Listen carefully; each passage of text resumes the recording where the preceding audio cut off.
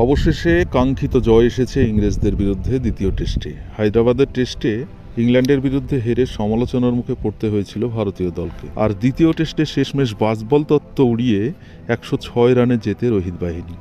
এর ফলে টেস্টের সমতায় ফিরল ভারত। তবে জিতলেই সব কিছু শেষ হয়ে যায় না। এই দুটি টেস্ট থেকে বেরিয়ে এসেছে অনেক খামিয়া, আর সেগুলি রিপেয়ার করতে না পারলে পরের 3 টেস্টে ভুগতে হতে পারে ভারতীয় দলকে। এই 2 টেস্টে 3 জন প্লেয়ারকে বাদ দিয়ে কেউই চোখে পড়ার মতো ভালো খেলতে পারেনি। আর সেই 3 জন হলেন যশস্বী জয়সওয়াল, জসপ্রীত বুমরা এবং রবিচন্দ্রন অশ্বিন। অবশ্য কেএল রাহুল এবং রবীন্দ্র জাদেজা ভালোই খেলেছিলেন, তবে চোটের জন্য দ্বিতীয় টেস্টে বাইরে ছিলেন তারা। আর শেষে শুভমন গিলও অনেক কষ্টে সেঞ্চুরির দেখা পেয়েছে। আর সেদিনকে যশস্বী জয়সওয়াল করেছেন অনবদ্য 200 রান, আর ভারতের সহ অধিনায়ক জসপ্রীত বুমরা করলেন এক অনন্য রেকর্ড। বুমরার শ্বাসরুদ্ধকর 9 উইকেট নেয়াই প্রথম ভারতীয় পেসার হিসেবে আইসিসির টেস্ট র্যাঙ্কিংয়ে সবার শীর্ষে ঠাঁই পেলেন বুমরা।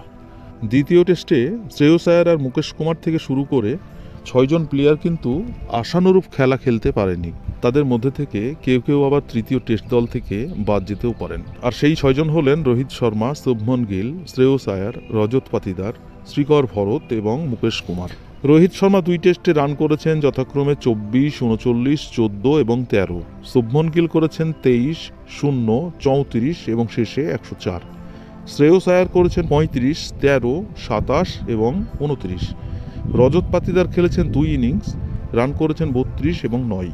শ্রীকর ভরত 41, 28, 17 এবং শেষ ম্যাচে 6। আর মুকেশ কুমার এক ম্যাচ সিরাজ খারাপ খেলায় সিরাজের জায়গায় মুকেশ কুমারকে নিয়ে আসা হয়, কিন্তু তাতে ফল হয়নি। এই তো অবস্থা। অনেকে তো বলেই ফেলেছেন এদের চাইতে পাড়ার ক্রিকেটাররা অনেক ভালো। অবশ্য এ নিয়ে অস্বস্তিতে রোহিত দ্রাবিড় তো বলেই ফেলেছেন ব্যাটারদের আরও ভালো করতে হবে। এই উইকেটে ব্যাট করার জন্য সত্যিই ভালো ছিল, কিন্তু ব্যাটাররা শুরু থেকে ভালো করলেও বড় স্কোর তুলতে পারেনি। যাই হোক, এই ফলাফলের ভিত্তিতে পরবর্তী টেস্টের প্রথম একাদশে কারা কারা থাকবেন এই প্রসঙ্গে শুরু হয়েছে বড় জল্পনা।